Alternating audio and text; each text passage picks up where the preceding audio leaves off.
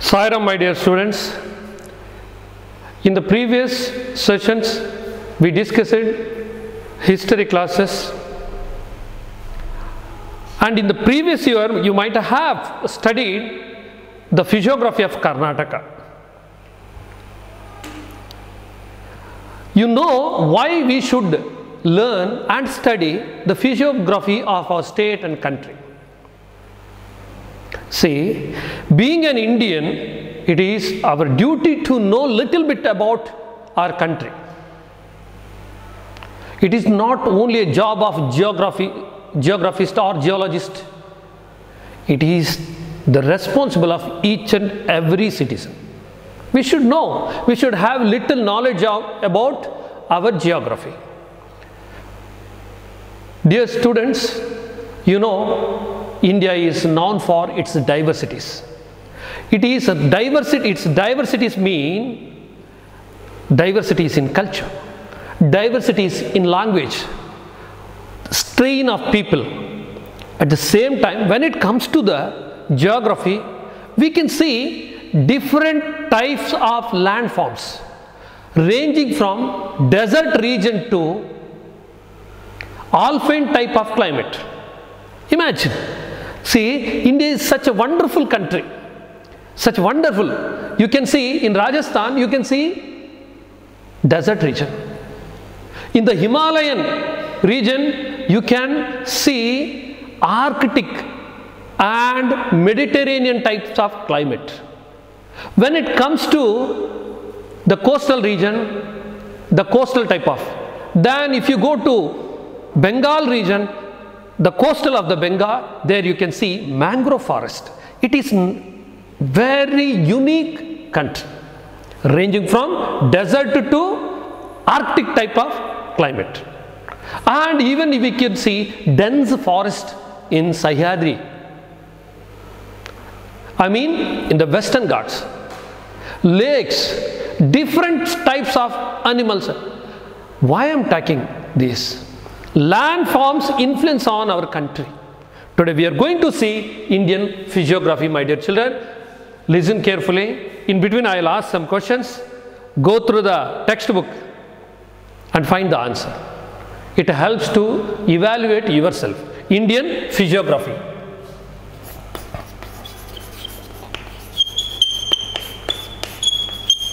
Physiography.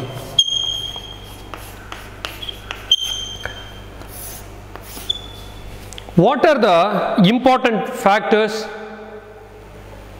India is a vast country and it has a variety of landforms.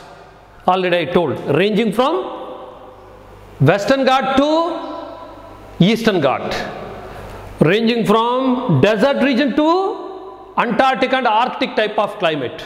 Even Mediterranean type of climate can also be seen. Coniferous forest can also be seen in our country. That is why we should know. They include landforms. They include mountains, plateaus, plains, valleys and coastal plains. Where we can see them? You can see here Indian outline map. They are telling that India includes mountains. In Himalayan region, this is mountains. Here Vindhya, Satpur hills and plateaus. Here this is the plateau. Plains. Here you can see northern plains. And valleys. In a Himalayan region you can see valleys. You can see plateaus, and valleys. Then what can you see? The coastal region. See, we have coastal region. The length of Indian coastal region is around 7,516 kilometers. We have long coast from Cambay to Hooghly. Here also you can see we have Andaman and Nicobar and Lakshadweep Islands. Including mainland and Andaman Nicobar Islands and Lakshadweep Islands, we have 7,516 kilometers of coastal plains, coastal lands. Then we have coastal region, then coastal plains we have. Here you can see, this is the coastal plain. Just you see here, this is a coastal plain. Valleys. See, what are the influences of these factors? These factors means mountains, plateaus, valleys, coastal plains. See, while seeming and seeing that, it seems to be just landforms. ನಾವು ಅದನ್ನು ನೋಡಿದಾಗ ಏನು ಅನಿಸ್ತದೆ? ಭೂಮೇಲ್ಮೈ ಅಷ್ಟೇ ಅಂತ ಅನಿಸ್ತದೆ. We feel like that only. But it has great influence on our river system. It has great influence on our climate. It has great influence on our natural vegetation. Land use. See, when you use the land for agricultural purpose, construction purpose, and some other allied purposes, that pattern will be decided by these landforms. Then agriculture. If you have fertile plain, you can carry out agriculture. If you have level road, you can lay railway tracks, roads. Then distribution of population. That is also depends on these factors. See, the landforms influence on these factors. These factors means river system, climate, natural vegetation, land use, agriculture, transport, distribution of population. How can you say, this is general question, today's first question, don't forget to answer. How can you say landforms influence on distribution of population? You cannot find answer in your textbook, but use your analogy, and if you don't find the answer in textbook, then you go for Google. You Google it. For example, I will give the example. The density of the population in northern plain is more. How can you say? Yes, the density of the population in northern plain is more because there are so many perennial rivers are flowing. This is one of the factors of landforms, right? Is it not? Yes, there are so many rivers, perennial rivers. At the same time, the region is almost flat. That is helpful for carry out the agriculture, and it is helpful for construction of agro-based industries. So the density of population is more in northern plain. By this you can say how landforms influence on population, how landforms influence on vegetation, how landforms influence on land use, how landforms influence on agriculture and transport. Nodi, sumane alla. The landforms of Arabian Sea influenced on their economy. Almost all the regions of Arabian region covered by desert, so they could not carry out the agriculture. So they used it to move towards the region where water is available. In that way we can say landforms also influence on our economy. And now let us see the physiographic divisions of India. Physiographic divisions. For the easier study of geography of India, India is divided into 4, that means geographically 4 divisions. On the basis of physiography, India can be divided into 4 major divisions. One is northern mountain. Second one is northern great plains. Great plains. First one is northern mountains.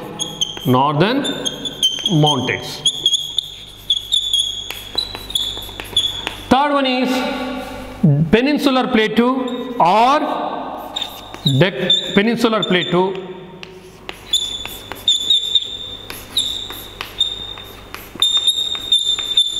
The fourth one, coastal and plains and islands. coastal plains and islands.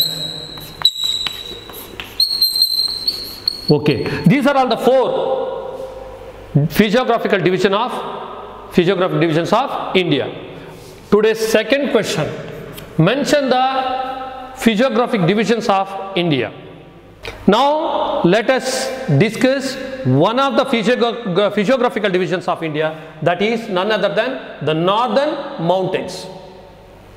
Here northern mountains means it comprises of Himalayas, which are a group of young fold mountains. Northern mountains. Northern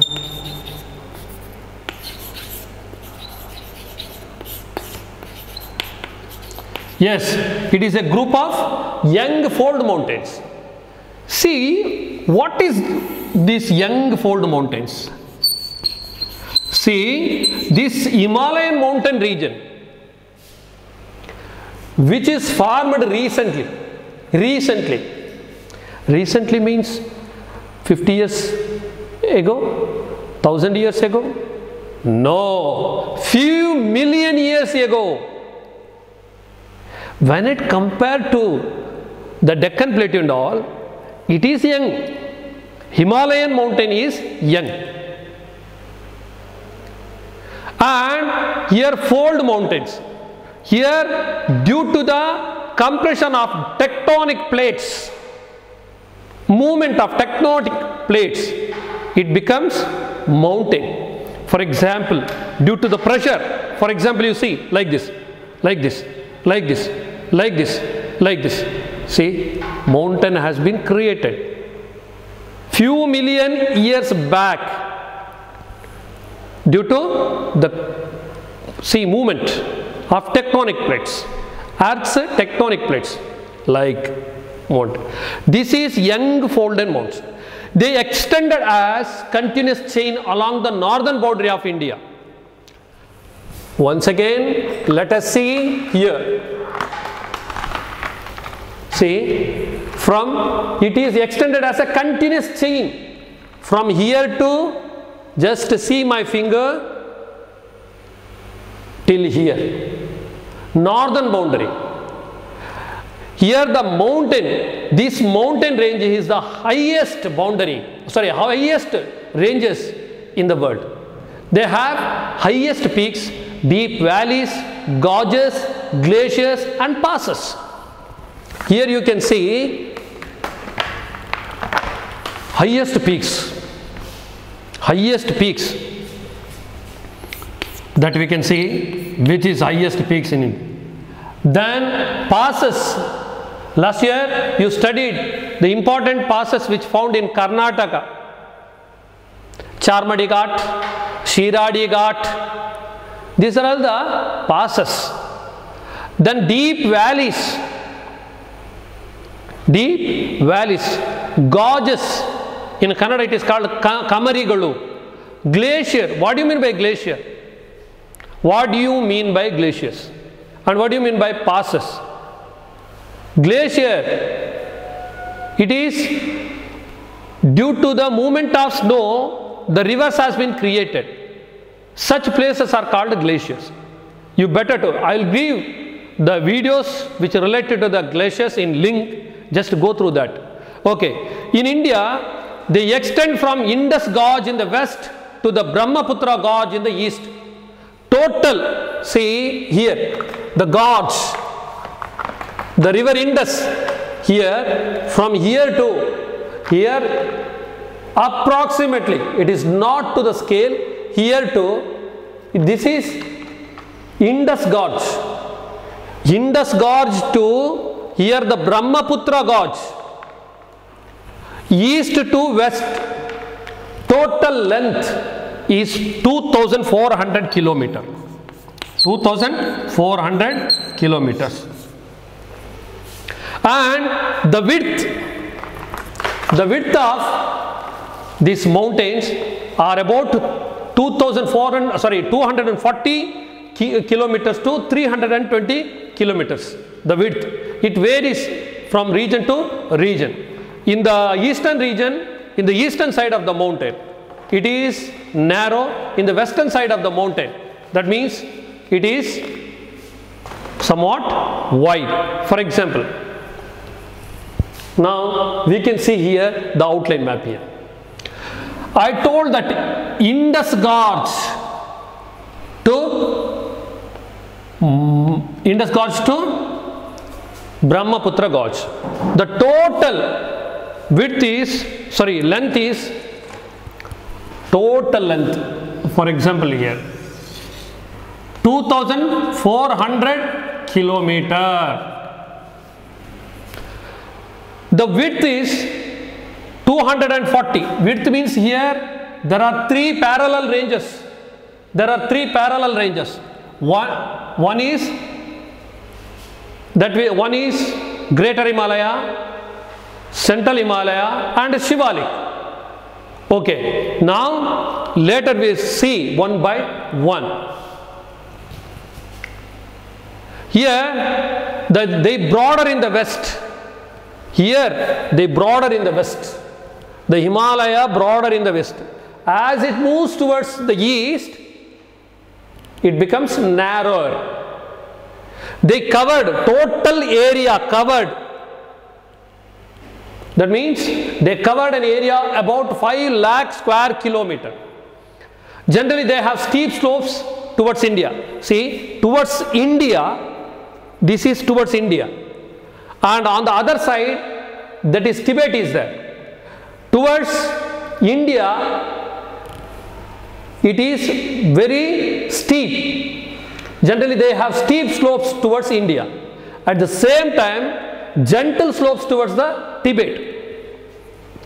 See, here you can see the Indian side. On the other side, you have Tibet. Towards the Tibet, it has gentle slope, not steep slopes.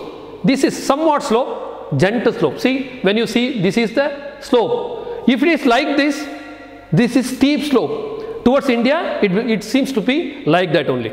Now, we are going to see the divisions of Himalayas. Here we can see there are three parallel ranges.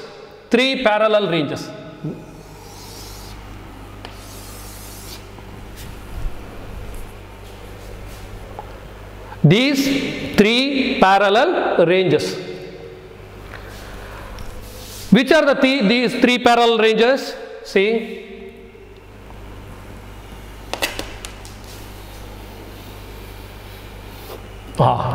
This one is the Greater Himalaya. Second one, that one is the Central Himalaya. The third one is Shivalik. This one is Shivalik.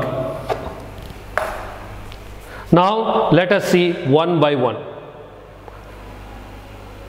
Now we are going to see the Greater Himalayas.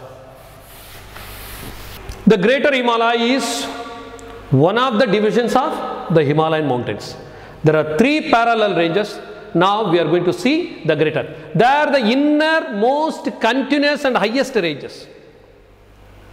The average height of the range is 6,100 meters. 6,100 meters. This is the average height. Here you can see this is the innermost. The same what I have shown on the map, that we can see here. Here we can see.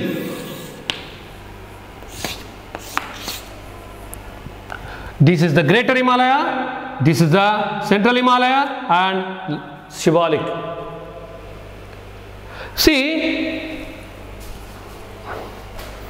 here you can see, this is Greater Himalaya. The range, the height of the range is 6,100 meters. From where you can put the water tape? Where you can see, we have to, from the sea level, see here, average. Some hills are maybe like that, some hill may be like that. For example, if it is here, Mount Everest 8,848. But somewhere the average height is 6,000 here, 6,100 meters. I think you understood this. The average height starts from here, from the sea level. What they are telling? From the sea level. Here it may be the average is 6,100. Somewhere it becomes 8,848. In somewhere it becomes 8,451. Like that. These ranges have many highest peaks or high peaks. One such peak is Mount Everest. Mount Everest. Its height is 8,848 meters, not kilometers. Mount Everest. Mount Everest. 8,848 is the highest peak in the world. The other peaks which found in the northern Greater Himalaya, they are the Kanchenjunga, Kanchenjunga or Kanchan. Its height is 8,559, 8559. Makulu or Makalu, it's 80, Makalu. Its height is 8,481, 81. Dhavalagiri, what you say? Dhaulagiri, 8,170 meters. Manaslu, 8,156 meters. Then one more important peaks that found in northern Himalaya, they are Nanda Devi. See, all these Kanchenjunga, Dhaulagiri, Makalu, Manaslu, and then Nanda Devi, Mount Everest, what you call Gauri Shankara, these are all covered with the snow throughout the year. These ranges are called Himadri. See, as Greater Himalayas are covered with the snow throughout the year, they are called as Himadri. Today's third question, why northern Greater Plain, the Greater Himalaya is called Himadri? Once again, I will repeat the question. Why the Greater Himalaya is called Himadri? Fourth question.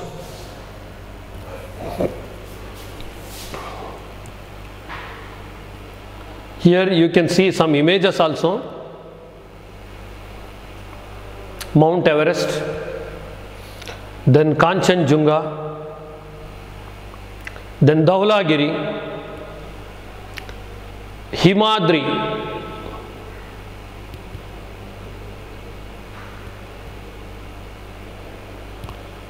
okay. See, now let us see some important features which found in repeatedly I am committing mistake that northern I am telling that northern mountains, okay. The Greater Himalayas, they are home for many glaciers such as Gangotri and Yamunotri. And one more is there, Chamayung Dung, which found in Tibetan plateau. Chamayung Dung.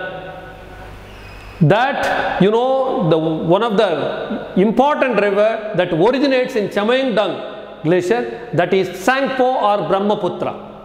That is not mentioned in your textbook. Just have a glance over that. Okay, there are many passes. See, what do you mean by these passes? If you ask anyone, last year you might have studied, and some of the Bangalore students have gone through these passes. Which are the passes? These passes means Charmadi is one of the passes, Shiradi is one of the passes, Agumbe Ghat, what we say Ghat, they are all the passes. Similar passes which found in Himalayan mountains. They are known for glaciers such as Gangotri and Yamunotri. There are many passes such as Barzilla, Jozilla, Shipkila. See, one more is there, Shangri-La is there, but it is not mentioned here. Barzil. Today's fourth question, mention the two important glaciers which found in Greater Himalayas. Mention the important passes which found in Greater Himalaya. And the mountains lying to the northwest of the Himadri are called Trans-Himalayas. Question, what do you mean by Trans-Himalayas? Trans-Himalayas. Now once again I will show that. Let's move towards the map. Here the mountains lying to the northwest, see, northwest. This is the northeast. This mountain, here, this region, what? The region here I mentioned, you know, that region is called Trans-Himalayas. Here we can see Karakoram range, not Karakoram range. That is Karakoram range. And another one range is the Jaskar range. They comprise of Karakoram range here, where the highest peak K2 or Mount Godwin Austen is located. It is the highest peak in India. Sixth question is, what do you mean by Trans-Himalayas? Mention the highest peak.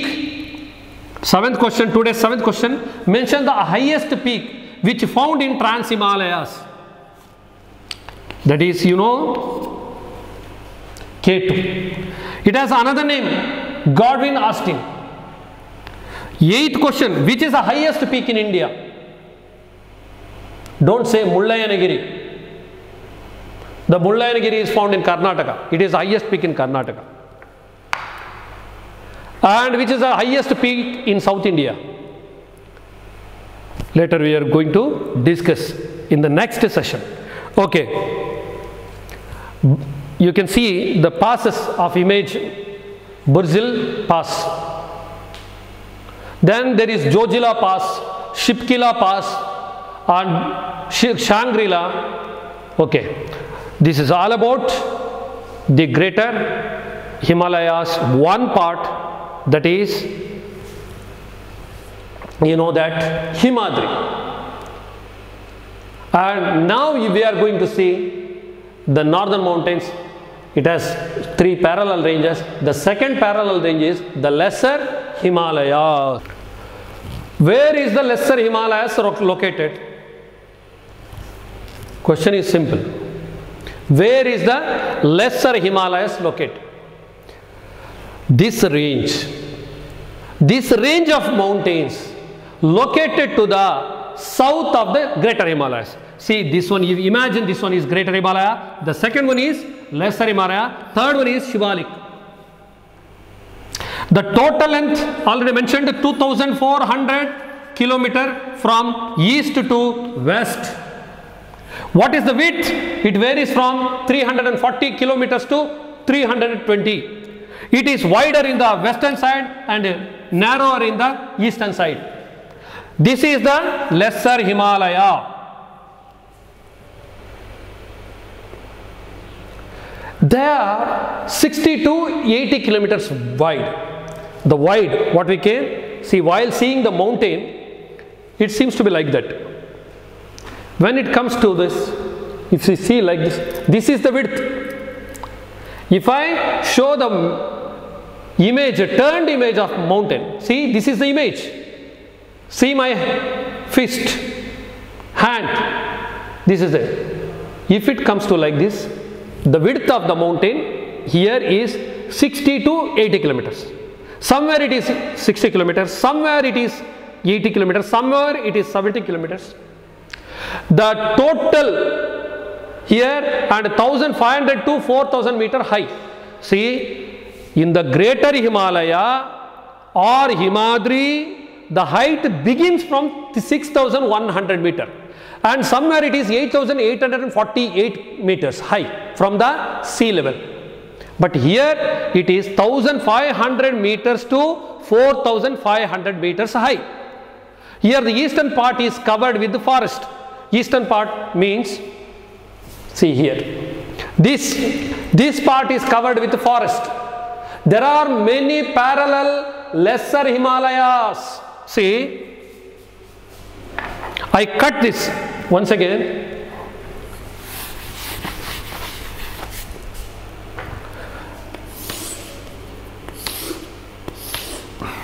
See, Greater Himalaya, Lesser Himalaya and Shivalik. Here also there are so many parallel ranges in this belt only. In this belt means in the Lesser Himalaya. See, here in the east there are many forests. There are many forests in the lesser Himalayas. For example, here Pir Panjal, Dauladhar, Nagtipa, Mussoorie, Mahabar, and here many parallel ranges we can see. Which are? Pir Panjal is one of the ranges, many parallel. Here only you can see many parallel ranges.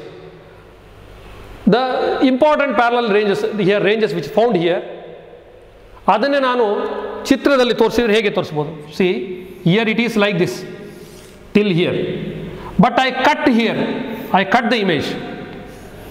ಇದನ್ನೇ ನಿಮಗೆ ಹೀಗೆ ತೋರಿಸಿದ್ರೆ ಹೇಗೆ ತೋರಿಸಬಹುದು? This is the parallel ranges. I think you understood that. There are the ranges. When you coming through the Shiradi Ghat, there are so many folded, like you know that the ranges. You can see various hills, but they are not connected each other. In between valleys are there, in between passes are there. Similarly, ranges found in the lesser Himalaya. There are so many ranges. One is Pir Panjal, Dauladhar, Nagatiba, Mussoorie, Mahabharat, Darjeeling are the important ranges which found in lesser Himalaya. My 9th question is, mention the important ranges which found in the lesser Himalaya. These are also noted for the hill stations. Last year you studied the important hill stations which found in Karnataka. Nandi Hills is one of the hill stations. One of the hill stations. Here also it is noted for hill stations such as Shimla, Ranikhet, Mussoorie, Nainital and Darjeeling. Now my 10th question, mention the important hill ranges or hill stations which found in lesser Himalaya.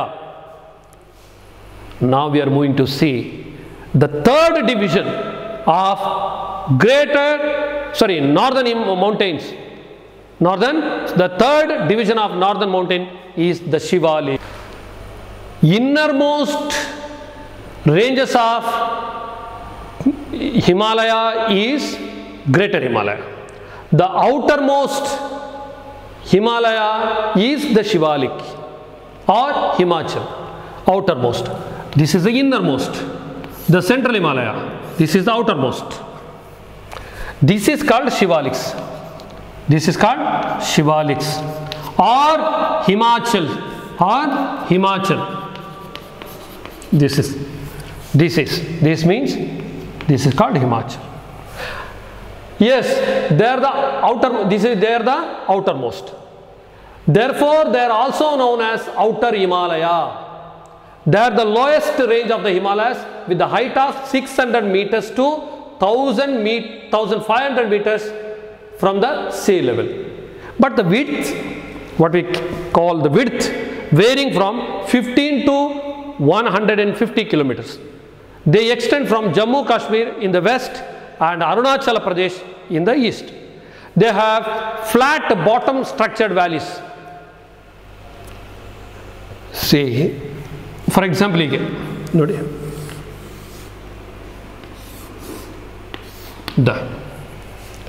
they have flat bottom structured valleys.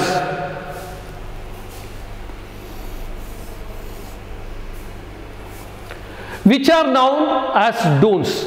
The best example for the flat bottom structured valleys are Dehradun.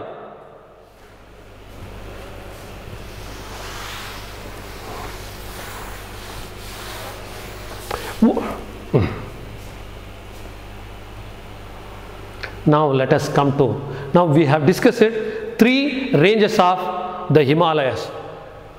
Now let us discuss the importance of Himalaya. Dear children, you might have studied in your primary schools only the importance of Himalaya. Once again let us go through the importance of Himalaya. Just the Himalayas act as the natural frontiers, means border. That means border or wall. It prevents foreign invasion. First point. Second one, they obstruct rain bearing winds and causes heavy rainfall. and their slopes have thick forest and they are ideal for the plantation crops like tea that we can see in the Assam, and they are storehouse of minerals and birthplace of many rivers and waterfalls. They are used to generate hydroelectric power. These are all the importance of mountain. Dear children, just go through the textbook as well as the video. While watching video, you listen my questions also, and there are so many videos which related to passes, glaciers, mountains, dunes. Go through that. Don't waste your time. I hope you will study well. Sai Ram.